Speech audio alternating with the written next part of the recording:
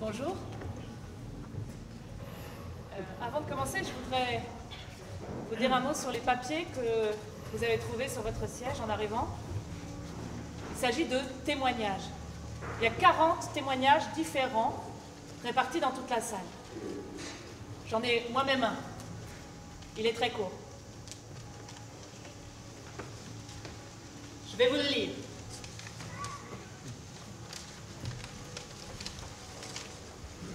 Emmanuelle A, gérante de magasin, domiciliée à Pau, offre à Rafa T, afghan âgé de 15 ans, une paire de baskets montantes en cuir, taille 43, coloris bleu marine.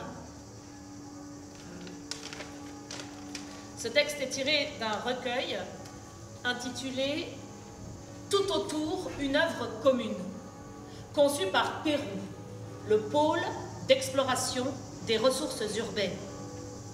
C'est un texte qui archive au présent les actes d'hospitalité. Il est donc en perpétuelle évolution. Il sera déposé à l'UNESCO en 2022. En effet, Pérou a décidé de faire inscrire l'acte d'hospitalité au patrimoine culturel immatériel de l'humanité. Une telle procédure nécessite de remplir le formulaire ICH-01 de l'UNESCO, dite liste de sauvegarde urgente. Elle implique en outre de réunir des pièces, dont un texte prouvant la nécessité urgente de cette requête. Tout autour, une œuvre commune et ce texte. Et maintenant, je me tais pour vous permettre de lire ou de relire tranquillement, à l'orée de ce que je viens de vous dire, votre témoignage.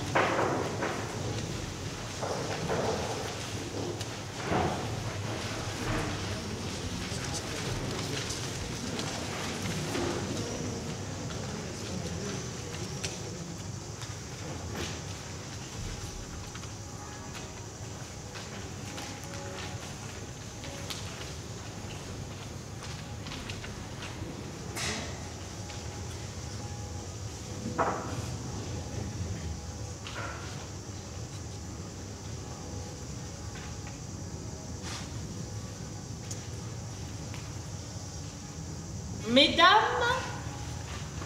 et messieurs,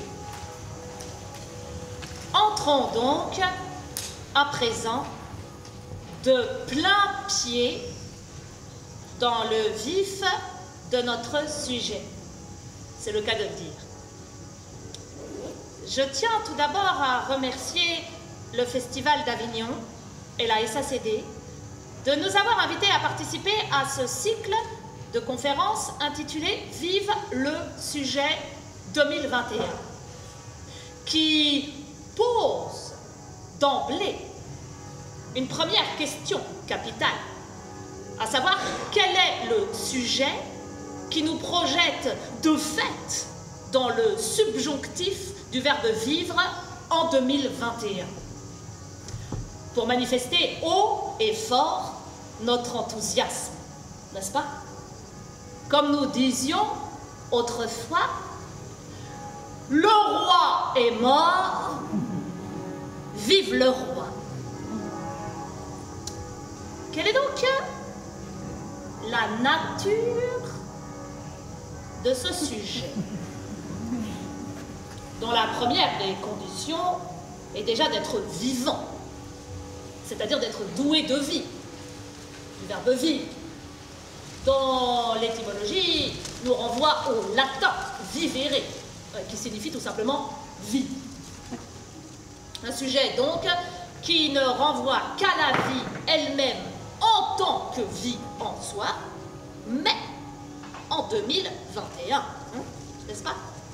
C'est-à-dire dans une époque qui nous catapulte dans le pire. Et pour ma part, je voudrais d'une certaine façon prendre cette époque à rebrousse-poil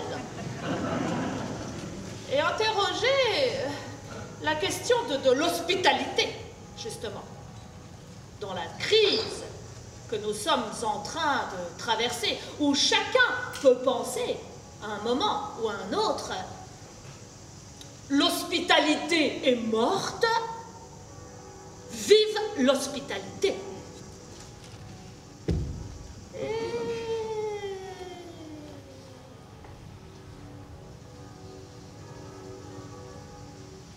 Nous allons maintenant faire des pieds et des mains pour l'étudier dans tous les sens.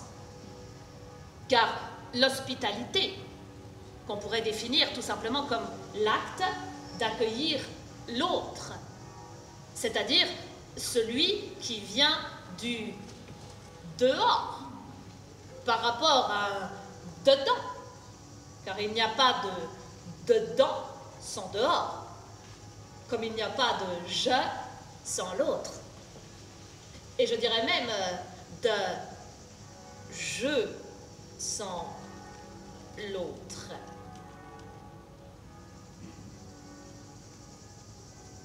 Même si je est un autre, je est toujours un autre. Et toujours un autre pour un autre. L'hospitalité, donc, est peut-être, en 2021, malheureusement, à 2 doigts de disparaître. Dans la mesure où, brutalement, désormais, derrière l'autre, se cache avant tout un danger dont on doit se protéger, un ennemi qui peut vous conduire à la mort. Et permettez-moi de tirer le fil de cette pensée. Derrière l'autre, donc, c'est-à-dire derrière l'autre, puisque l'autre, du latin alter, est toujours un hôte potentiel, un hôte du latin hospes, qui a une étrange parenté étymologique avec le mot hostis, qui signifie l'ennemi, d'où nous vient le mot hostile, et le concept inventé par le philosophe Jacques Derrida, l'hospitalité, qui résume parfaitement ce que nous vivons aujourd'hui, puisque le corps de l'autre, c'est-à-dire le corps de l'hôte, doit être masqué pour ne pas nous être hostile, puisque finalement le dedans et le dehors se jouent au corps à corps, de corps à corps, comme si le seuil de notre monde s'était encore rétréci, ayant pris les frontières de notre peau, de notre souffle. Et le virus m'ouvre les bras pour évoquer l'étymologie latine du mot hospitalité, qui nous renvoie à hospitalitas, qui nous renvoie lui-même à hôpital. Établissement charitable, établissement recevant des malades, maison pour accueillir des hôtes, mais dans son sens premier, n'est-ce pas? C'est-à-dire dans celui qui définit une personne qui reçoit l'hospitalité. Car il est tout à fait passionnant de constater que le mot hôte désigne à la fois celui qui donne l'hospitalité et celui qui la reçoit. C'est un mot réversible, comme un kawe, ce qui permet de dire une phrase du type « Je suis l'hôte de mon hôte ». La langue française fusionnant l'un et l'autre sous le même hôte, enfin, du moins pour la partie masculine de la population. Car sur cette chaise, n'est-ce pas, le féminin, comme il le fait bien souvent d'ailleurs, pourrait nous éclairer en distinguant d'une part une hôte qui recevrait l'hospitalité et d'autre part une hôtesse qui la donnerait. Et d'ailleurs, à ce propos, vous voyez comme le langage a été perverti par la logique marchande de notre monde, car aujourd'hui, le mot hôtesse renvoie immédiatement à hôtesse de l'air ou hôtesse d'accueil, qui sont deux métiers rémunérés. Or, l'hospitalité est précisément un acte gratuit et par là même révolutionnaire. Mais, pour en revenir au début de cette phrase qui est un peu tirée par les cheveux, le féminin, nous épaulons ici, ne dissipe pourtant pas complètement la confusion, car sur cette chaise, finalement, qui est l'hôte de qui? Qui porte qui? Qui reçoit qui? Qui aide qui? Qui écoute qui? Qui accueille qui? Et sans vouloir couper les cheveux en quatre, nous pourrions encore élargir le propos et questionner le dispositif dans lequel nous nous trouvons actuellement. Avec vous, sur les gradins, et nous sur le plateau. Car est-ce nous qui vous accueillons dans cette magnifique salle, qui n'est notre salle que le temps du spectacle, c'est-à-dire entre 11h et 11h35, ou vous qui nous accueillez à l'intérieur de vos pensées? Vous qui nous faites place en vous, ou le contraire? Mais plutôt que d'en décider, je préfère m'éjecter de ce dilemme et en conclure tout simplement que si la langue française habille du même mot l'un et l'autre, c'est sans doute pour nous signifier que donner et recevoir sont comme deux frères jumeaux. Et maintenant, permettez-moi de passer la main à Victoria. Gracias, Violén. Gracias a todos por estar acá en este círculo de conferencias sobre el recibimiento. Bueno, justamente yo quería decir que hoy no se está hablando de recibimiento. En el peor de los casos, lo que podríamos decir es más bien hablar del socorro.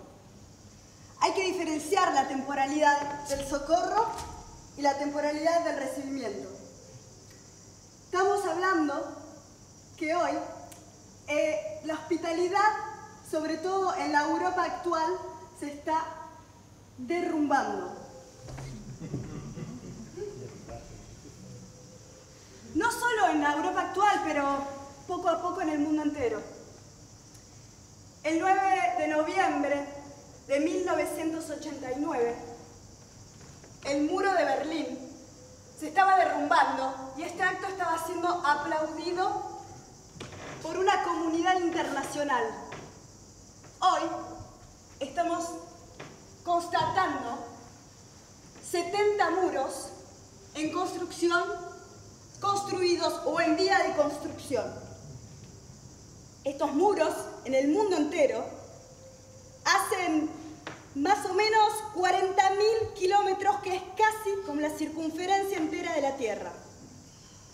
Et voilà par exemple comme à l'exception du public hispanophone, qui ne représente au mieux qu'un quart de la salle, nous nous retrouvons, nous qui n'avons pas les outils pour comprendre cette langue, dans la position de l'autre, de l'exclu, avec l'impression désastreuse de ne compter pour rien, comme si finalement nous n'existions pas.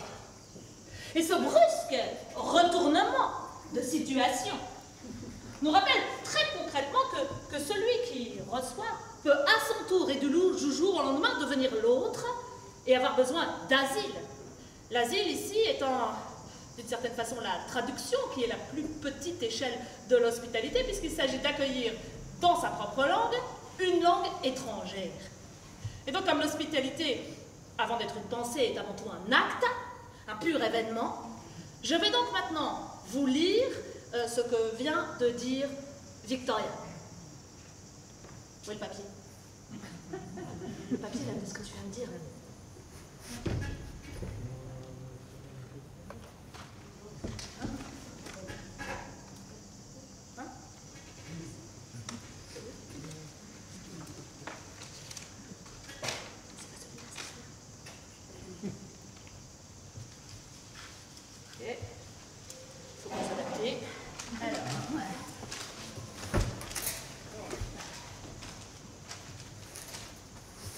Préfecture de police.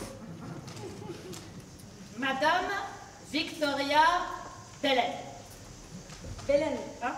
Es con una N y una tilde en la E. Belen. Belen. Belen. Ah. Madame. Vous avez formulé une demande en vue d'acquérir la nationalité française.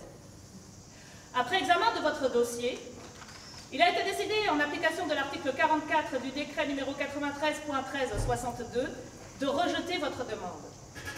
En effet, il ressort de votre entretien du 15 février 2021 que si vous savez à quelle période de l'histoire se rattache Jeanne d'Arc et à quoi servait la Bastille avant sa démolition, en revanche, vous n'avez pas été en mesure de répondre aux questions suivantes. Question numéro 1. Que signifie l'expression « quand les poules auront des dents » ? Petit A, jamais. Petit B, toujours. Petit C, souvent. Petit D, rarement.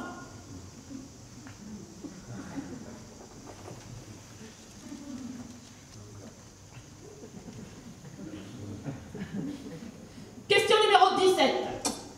À quel homme politique se rattache la création de l'école publique, gratuite et obligatoire? Petit A, Jules Ferry. Petit B, Luc Ferry. Petit C, Jules Grévy. Petit D, Jean Ferrat.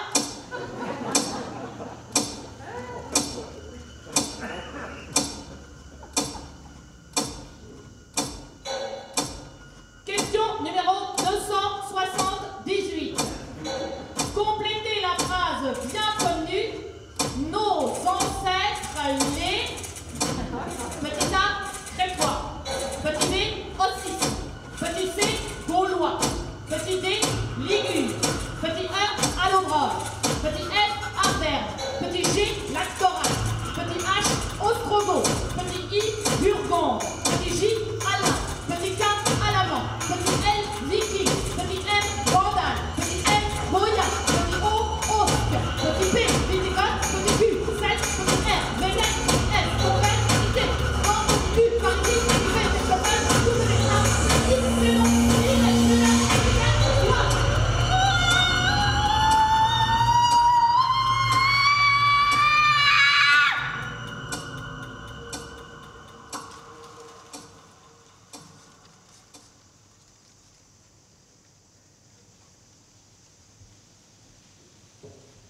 Elle veut passer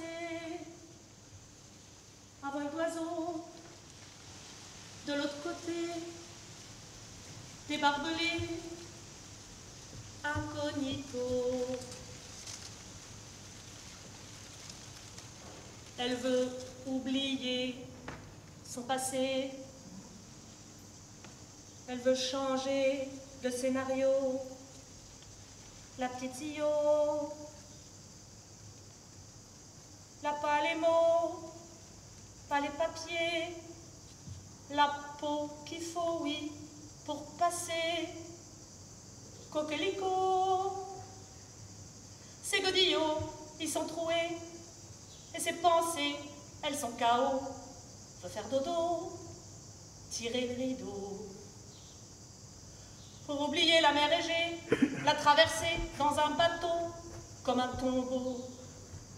C'est pas nager, et dans le chaos, elle a prié pour pas tomber au fond de l'eau. Elle a posé le pied hors du rafio, elle a porté à l'arraché son sac à dos. La petite Zio, comme escargot, un peu clodo, un peu dingo, l'en a plein le dos, bout du rouleau. Elle veut voler pour oublier ce qu'elle a payé pour voyager, 8 000 €, pour se retrouver au bout du quai, avec le nez surbarbelé au point zéro. Elle veut chanter pour oublier qu'elle est keblo, la patte papier, la petite Zio, comme un moineau.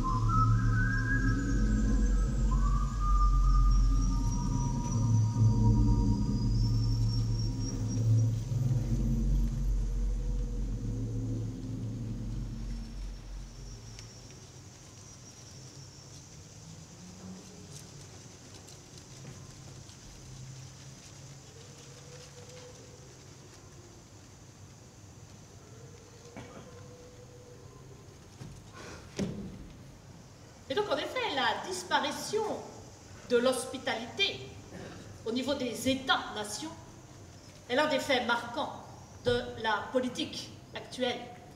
Et comme le disait Victoria tout à l'heure, l'espace Schengen se couvre malheureusement de plus en plus de murs, de barbelés. Et aujourd'hui, l'espace aura la forme d'une chaise. Puisqu'en effet, si l'on rebondit à nouveau sur le latin, le mot chaise nous bascule sur cathédra, qui signifie à la fois siège, banc, chaire et trône. Cathédra, d'où s'élèvent nos cathédrales, hein, c'est-à-dire son importance. Cette chaise est donc le lieu symbolique du pouvoir. Et même si nous sommes tous sur Terre des êtres de passage, même si, pour citer le philosophe Emmanuel Kant, la Terre étant sphérique, les hommes ne peuvent pas s'y disperser à l'infini et doivent se tolérer les uns à côté des autres. Personne n'ayant originairement le droit de se trouver à un endroit de la Terre plutôt qu'à un autre. Il se trouve néanmoins qu'aujourd'hui, je suis assise sur cette chaise. J'ai donc le pouvoir, ou non, d'accueillir l'autre à mes côtés, de lui offrir une place. Et l'autre, en attendant ma décision, qui peut être oui, mais à certaines conditions, car il n'y a pas d'hospitalité absolue, mais qui peut être également non. L'autre, donc, c'est-à-dire toi, en attendant que je me décide, tu restes debout. Parce qu'il n'y a pas d'autre chaise ici. C'est triste, mais c'est comme ça. Mais aussi, pourquoi tu n'as pas de chaise, Victoria? Hein? T'es pas née sans chaise. T'as bien dû avoir une chaise un jour, dans une autre histoire, dans ton pays, en Argentine. Mais je sais pas, peut-être qu'elle a été détruite sous les bombardements, hein? Ou qu'elle est tombée au fond de l'eau, ou qu'elle a été emportée par un ouragan. Ah, ou peut-être que tu l'as échangée contre un verre d'eau dans le désert, hein, en Argentine, ou contre un chameau, ou peut-être qu'elle est tombée du camion, vous étiez tellement serrés les uns contre les autres. Non, mais j'essaye de comprendre, Victoria, mais faut que tu m'aides un peu, hein. Faut parler. Oui, c'est comme ça qu'on apprend. En parlant, hein. Combien de fois faut-il le répéter? Bon, alors, on révise le verbe être et le verbe avoir, hein. C'est la base, j'insiste un peu, mais c'est la base. Donc, phrase à trous, comme d'habitude, hein. Donc alors, tu, une, chaise. Alors, Victoria, c'est le verbe être ou c'est le verbe avoir, hein. Tu, une, chaise, hein. C'est une phrase très simple, on n'a parlé que de ça la dernière fois, hein. Tu, une, chaise.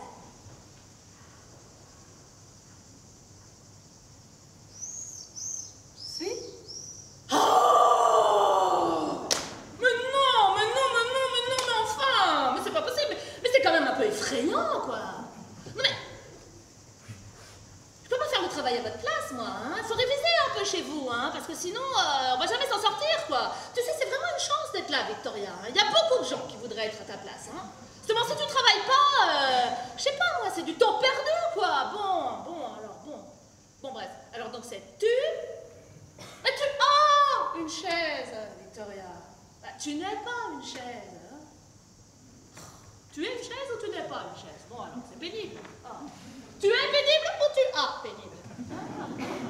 Mais tu es pénible, enfin non, bref. Mais E-A, tu vois, il y a une seule lettre qui change. Hein? Mais ça change tout. C'est clair quand même, non? Bon, alors, donc c'est tu? Ben tu as une chaise, Victoria. Ok? Bon. Enfin, ou plutôt, tu n'as pas de chaise. Et attention, parce qu'on ne dit pas tu n'as pas une chaise, on dit tu n'as pas de chaise. Hein? Ah, c'est comme ça, ne me demande pas pourquoi. Ah non, pas deux. Ouvert, hein? Ok?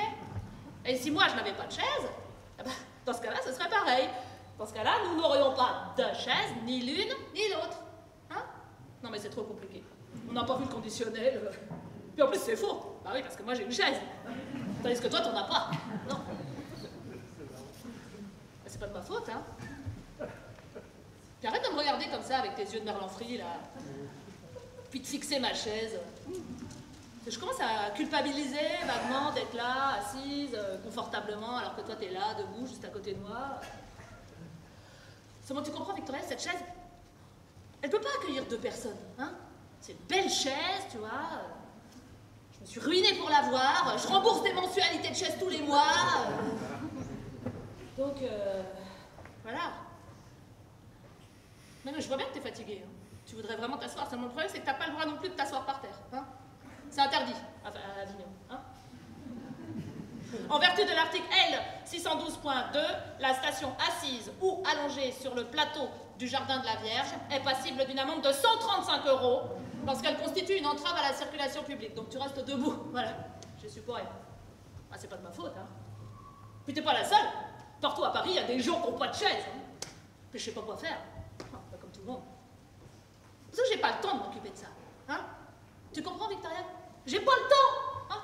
J'ai 2 enfants, j'ai ma mère sur les bras, j'ai mon père en bout de course, j'ai une fille qui passe le baccalauréat, j'ai trop de boulot, j'ai pas de boulot, j'ai des factures à payer, un frigo à remplir, des emprunts à rembourser, je suis en train de divorcer, j'ai peur de tout, j'ai perdu le sommeil, j'ai mal aux dents, voilà. Je suis qu'à contact. Ma mère est morte, donc ça va pas du tout, je suis absolument pas disponible. La France est absolument pas disponible. Ah, c'est fini le plein emploi, les 30 glorieuses. Il faut instaurer des quotas. Hein. Il faut reconfigurer les flux migratoires. Il faut externaliser le contrôle de l'immigration clandestine. Il faut sous-traiter à des pays non européens une partie de la gestion de la crise, la Libye, la Turquie. Il faut verrouiller les frontières.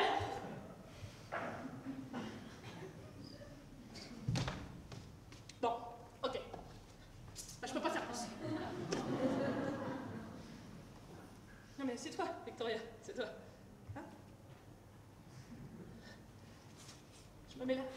Ah, comme ça. Ah.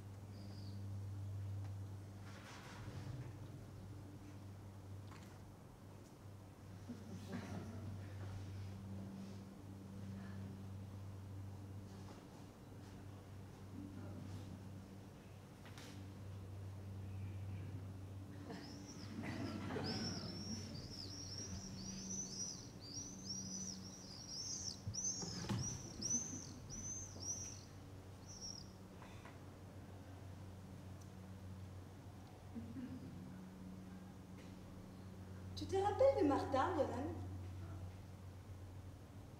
Mon premier petit copain quand j'arrivais en France. Eh ben Martin, il voulait absolument que je reste en France sans problème de papier.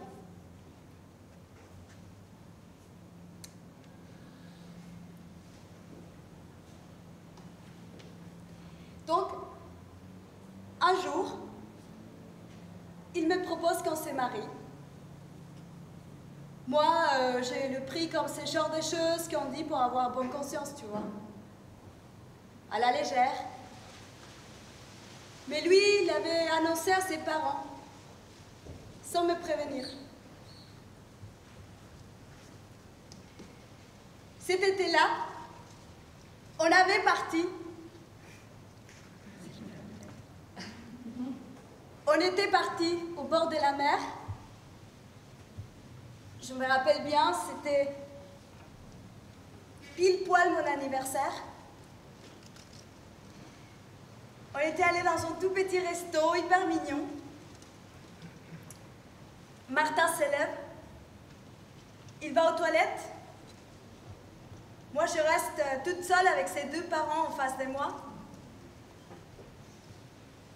Son père me fixe des yeux. Il me glisse une lettre et il me dit « Tu la liras plus tard ». Martin revient de toilette, je m'élève, c'est mon tour d'y aller, bien évidemment avec la lettre dans la poche. Je rentre dans les toilettes, j'ouvre l'enveloppe, dedans, 50 €. Sympa, cadeau d'anniversaire. Je prends le papier, je le déplie, et dedans, dans le papier, je lis. S'il vous plaît, ne vous mariez pas avec Martin. Ne lui cachez pas sa vie. Que ceci reste entre nous.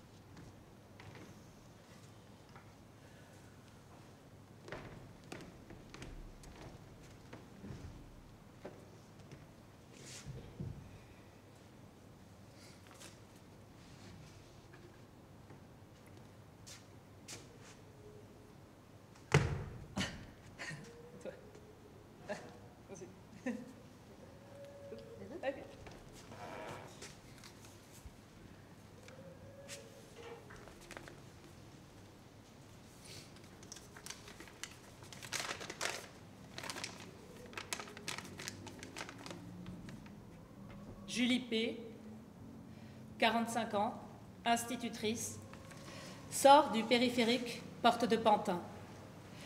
Elle espère qu'elle pourra passer le premier carrefour sans s'arrêter. Mais non, le feu devient rouge. Un jeune homme s'approche de sa vitre. Il est très jeune. Mama, mama, please. Elle descend sa vitre et lui donne 1 €. Le jeune homme lui sourit derrière son masque.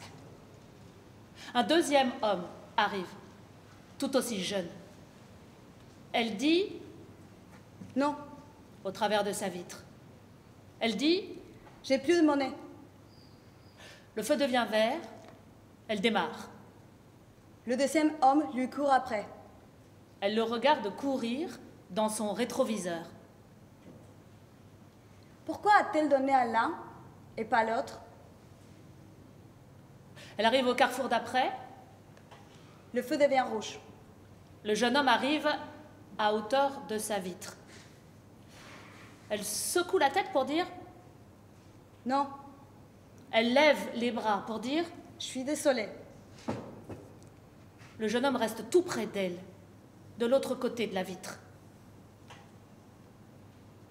Sans réfléchir, comme par réflexe, elle appuie sur le bouton de verrouillage automatique des portières. Puis dans le mouvement, peut-être pour masquer son premier geste, elle se penche vers l'autoradio, elle se concentre sur les boutons de réglage pour ne surtout pas regarder de l'autre côté de la vitre.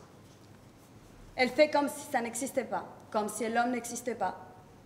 Elle attend que le feu soit vert pour disparaître à l'horizon, pour rouler dans la honte d'elle-même et de son pays, dans sa voiture, comme une bulle.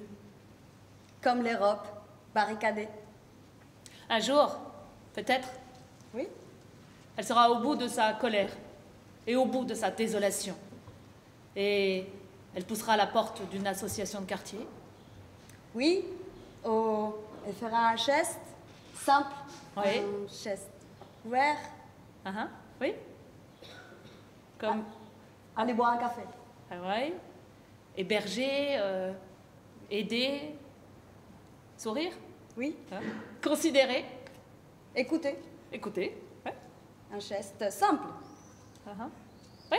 Un geste... oui. Un geste oui. Hein? C'est comment un geste oui? Un geste... oui? Oui. Non. Un geste oui. Oui. Oui. Un geste oui. Un geste oui. Qui sera déposé à l'UNESCO. Oui. Oui. Oui. Et peut-être pour conclure, si quelqu'un dans le public a envie de lire le témoignage qu'il a reçu au début du spectacle, pour le faire découvrir aux autres, ce serait magnifique, puisqu'il s'agit d'une œuvre commune et partagée.